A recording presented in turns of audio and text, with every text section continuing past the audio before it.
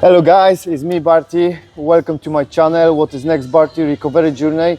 Today I'm gonna do an interview with my sensei, Coach Colin Howells. I hope so you enjoyed last interview with Jade. And Colin, can you introduce yourself? Yeah. Just quick. No long. I have a few questions. So my name's Colin Howells. I'm a coach here at Gym 01, third degree black belt, Brazilian Jiu-Jitsu, black belt in ITF Taekwondo, ex-MMA fighter, wrestler, whatever martial arts. I try. Okay, ready for the question? Yeah, man, go for it. Yeah. Thank you for your time anyway. First question. What inspired you to begin your martial arts journey? And when did you take your first step into the training? Okay, sorry about that. I'm No gonna turn that down. Yeah, that's fine. It makes it real, you know? Yeah. Okay, so yeah, I think like most people, probably sort of my age, Bruce Lee. My dad used to show me VHS tapes of the old films that he had from my local shop, and I must have watched all of them. And what I thought was amazing about it was there was just this one guy, you know, not a big guy, not a bodybuilder, a martial artist, and he used technique and skill, and he was like Superman, you know, for me. I preferred him over Superman. Okay, yeah. So for me, it was Bruce Lee, and yeah, just to show what the body was capable of, the physical ability, what you were able to do, and I took a lot of sort of like courage from Bruce Lee. That's basically. Okay, that for me was Rocky or Rambo. Okay. Yeah, so but you're younger. Yeah, much younger than you. Okay, second question. What do you have experienced martial arts from several angles? You have experience, sorry, as a BJJ competitor, a coach, and even with 6 MMA fights. Which roles bring you the most enjoyment and why? That's a good question. I mean, they're all different, really. The thing with MMA is like, yeah, I had like 6 fights. You know, I had a couple of amateurs, and the rest were pro. At that period in time, that brought me a lot of joy because I was doing something I knew that was very difficult. Okay. It was the only reason that I did MMA. It wasn't to be an UFC fighter. It was just to show, and it wasn't even called MMA back then. Okay. It was like no holds barred. MMA was just coming in. That was kind of the thing. But what year exactly? my first fight? match, my first pro fight was 2007. Okay, I've been in the army that time. I was 21 years old. Yeah. Right, well, there you go. But I had a couple of amateur fights like a couple of years before that. I did an amateur British Championship. I had 2 fights in one day, and I won that. And then after that, I thought I'd do some fights. But by no means was I like a big MMA fighter. You know, in a 10-year space, or maybe around about 10-year space. I only had those fights, and that was it. So yeah, that was that. But yeah, jiu-jitsu is, you know, it's just difficult. If you fight at a high level, you know, at brown belt, I did a lot of IBJJF. I competed at every single belt. But as a brown belt, I did IBJJF. I had a lot of fights. I traveled the world. It was just something I wanted to do. I remember. I remember. Today I saw your post. 2014. That was my first gold medal. Yeah. International one. Yeah. So. And I really enjoyed it, and for me, that's really important because it's very difficult. IBJ, if you compete at the top level, you know, IBJJF, and back then I was like between adult and Master 1, I think, or maybe I was Master 1. I'm not sure. I have competed at adult, but that was probably up to brown belt. Yeah. But anyway, you would see the same people all around the world in your division. And my goal was to be number 1 ranked IBJJF. It's so difficult to do that. I think I got ranked number 2 for openweight division. Okay. And I think ranked number 4 for no-gi. And then I was like ranked, I'll have to check, I really can't remember. But I wasn't number 1. But top level. Yeah, if you take one competition off and don't do it, which is what happened to me because I was fighting so much, like my body was ruined. Yeah, I believe. Yeah, I missed one, and I couldn't catch up with the rest of the guys because they were doing the same thing. So you had to keep going. If you drop one, you can't chase them, you can't win. So, yeah, but yeah, I think I get a lot from jiu-jitsu. Grappling in general, I really enjoy, and I really love wrestling as well. Like wrestling for me is like. What about coaching? If we can separate competing and coaching, because this is completely two different things. Yeah. So competing is for yourself. It's to challenge yourself and to test yourself. It is a very sort of individual thing, I think, competing. But coaching, I mean, coaching's got to be the best thing I've done. Okay. Because I know that I've changed people's lives. Of course. We know each other 10 years. Yeah. And completely, you and Jimo1 changed my life. The Jimo1 is the part of my family. Yeah. Like as you know, I came from Poland. No friends, no English. Maybe it's not perfect still, but better than 10 years ago. It's better than my Polish. but yeah, I have good experience, good memories from Jimo1. I mean, in general with people, you, Brian, Gareth, Rob, any people, many people. Yeah, and that's good to hear. That's really good to hear. But I don't even probably realise how the effect of the classes are for a lot of people, really. So sometimes you get people come up to me and like, oh, thank you so much for this and for that. It's helped me. I still talk to people that I taught, like 15 years ago that have moved away. They're still very respectful and friendly. But yeah, I think coaching has to be the thing. We're the word samurai. To serve. We're here I believe we're here to serve. You're here to serve other people, and I do it because I enjoy it. I don't do it for any other reason. So definitely coaching is number one. Yeah. Okay. Question number 3. Looking back on your martial arts career, what do you consider to be your top 3 most significant achievements? Oh wow, that's big. That's why I gave Jade as well 3, because she used to be MMA fighter, taekwondo fighter, jiu-jitsu competition. Jiu-jitsu competition. So 3 what accomplishments or achievements? Achievements. Yeah, for you specific. Can be blue belt, Yeah. Any. I think I think it's not like, I don't think it's all about winning medals really. I don't think that's there's I've won a lot of medals. I've lost matches as well. We all have. So I wouldn't say it's necessarily winning anything. I think one of the things was when I took an MMA fight on like a few hours' notice, and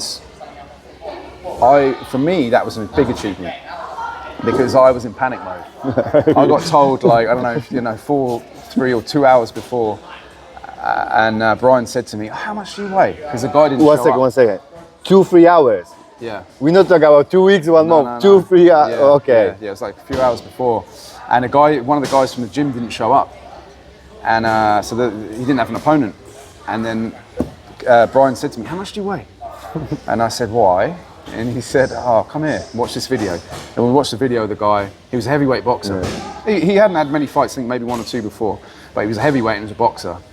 And something just told me, you have to say yes. I was scared.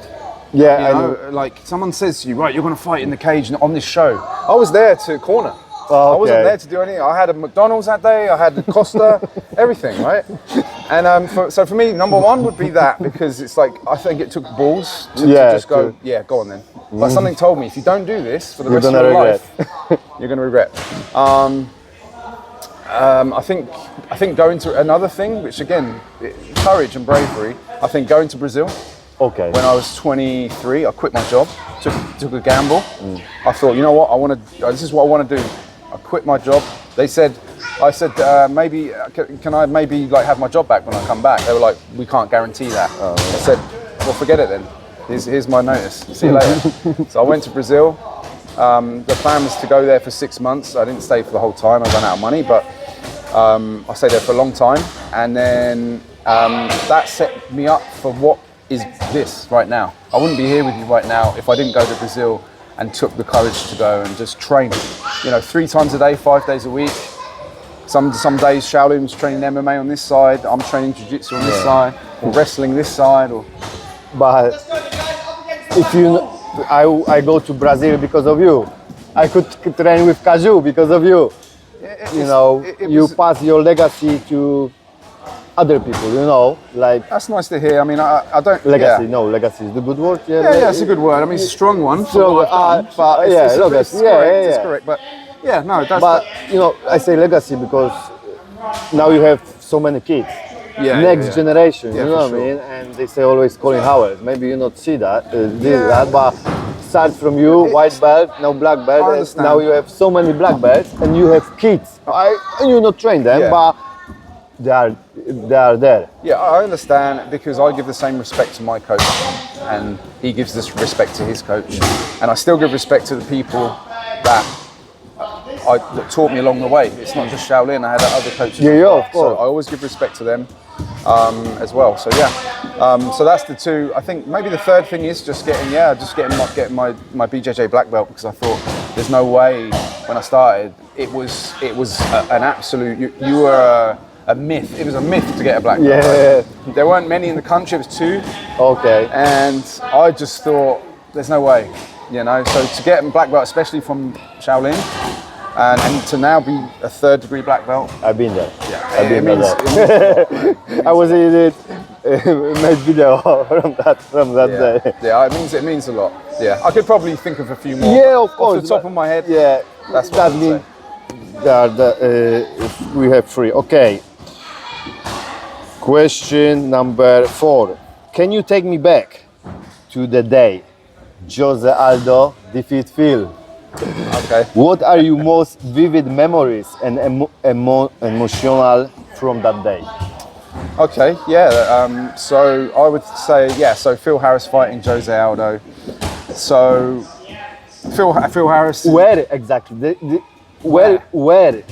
Portsmouth, yeah. Crazy, yeah. If you say to people Portsmouth, Jose Aldo, people think, Yeah. So it started with, Jose Aldo was here to do a few fights. He started his MMA career over here. He did a few fights in Rio, but then he came over here to make some money. And Alex D'Souza, he stayed with Alex D'Souza. Alex was looking after him. And Alex, I was training with Alex as well at the time. Again, one of my coaches I have respect for. And anyway, I cornered Junior on, I think, 3 fights with Alex. One was in the FX3, and then this one, which was, I think it would have been called Full Contact Fight Night with Grant Waterman. He did loads of shows on the pier. This is 6 minutes from here, something like that. And so Shaolin was over at that time. He did a seminar, I think, for us. And at that time, I knew of Phil. I knew of Phil Harris. We were cool, but he wasn't like a good friend. He wasn't like a close friend. Like now, he's like a brother, as well as obviously being one of my black belts. But I didn't know him then, so I knew that Jose Aldo was very good. Like Junior was really good. Anyway, one of the things that happened that day was that I can't remember if I was talking to Phil, and he was, "Oh, what are you doing here then?" And I said, I'm cornering Jose Aldo. He's like, "Oh, are you?" And I was like, "Yeah." He's like, "Oh, right, okay." And it was funny because it was like we knew each other from the same city, and I never thought it'd be, that situation would happen. But this is actually the second time I've been in the other corner against Phil, which is quite funny. We laugh about it now. But yeah, the main thing about that day is I think obviously everyone was behind Phil. Everyone loves Phil anyway, and he's fought everywhere. And at that time, he fought every weekend almost. But I knew that Jose Aldo was a bit special. I knew there was something about him, and I kind of knew that he was going to win, but I didn't realise how he was going to win. And I think it ended. I think they were in maybe one of these sort of corners, and it was in a ring as well. In a ring, yeah. I believe so. Yeah, I might be wrong, and I just remember Junior getting on top of Phil and throwing one elbow and straight, and I knew it was bad because the refs looked and just stopped it straight away. Didn't wait, went in and just stopped it. And if you ever chat to Phil, Phil told me that. His head. He's still got the scar on the top of his head. But listen, no one knew anything about Jose Aldo. Yeah, of course. He's a street kid from Brazil at that time. Look at what he achieved. You know? Yeah, of course. But look at what Phil achieved. Yeah, yeah. You know, from a guy from Portsmouth that, you know, was working a full-time job and providing for his family, but still training hard. Like, the guy's work ethic, it's something else, it's something special. And that's why he got to the UFC. Yeah, of course, that's why, and that's why he's Phil Harris, you know? Yeah. Yeah, I'm gonna do interview with Phil soon. Okay, question number 5. Can you close the eyes and open your 2 hands? Okay. Don't worry. I don't know. Don't worry. You have as long as I don't get Polish sausage. Close. Right. Wait. Just close the eyes. Now you can open. Open your hands. Show to the camera. What is this? Okay. My name is Coach Colin. I give you the choice. And you have to choose like Jade last time. Okay. Colin, I give you a choice. Go down. You can throw. Don't worry. Go down to sports path, which you start long ago with great success, but you never start acting and never start in a movie. Right. Or choose the actor path and play characters like Neo, but never start martial arts. Oh, okay. So, all right, so I see what you're doing there. Right, so it's like, one career or the other. Yes. Is basically what you're saying. You can be Neo or you can be Colin Howells. Your choice. I wouldn't change what's happened, because I think that's in my blood. You know, the thing is, I'm fortunate through martial arts to be able to be. I spoke to Shaolin about this, okay, and we spoke about it because he's in a phase in his life, and I feel like I'm in a kind of a different space as well, and having the martial arts has given me much more than martial arts. Yeah, I understand. It's given me just to look at things differently to other people, and to understand things differently to other people. It's given me a sense of calm and like an inner strength that I wouldn't have if I didn't do martial arts. So I don't know who I would be if I didn't do martial arts. So I would stick with that. Okay, And red one. Red one. Enjoy. No, it's ibuprofen. I couldn't find the blue one. It's almost blue. It's not edible. Put it in the bath. That means you choose the sports career. I wouldn't change what I've done. You wouldn't. Yeah, you wouldn't change. This is what my thought. With Jade, I asked her about UFC. 2 fight win in Polaris recently, or 2 fight lost in UFC, and she chose UFC with lost. Okay. Yeah, this is what her choice, and this is what I thought. He's gonna choose UFC with 2 lost. Yeah. Because UFC is something Yeah, big. of course. You've made it. Like we spoke about Phil. His record doesn't matter in UFC. The fact that he was there. Yeah, is of what course. matters. It doesn't matter. He had amazing career, or still. Yeah. And look where he's gone now with it as well. So, yeah, I just I stick to what I know, and hopefully build from the foundation that I've created. Yeah. Thank you very much for your time and interview with you. That was pleasure for me, and thank you to be my coach for the last 10 years. You're welcome, man. Yeah, It's a pleasure, man. yeah. Thank you very much. Thanks for the training. Yeah, thank you. Cheers.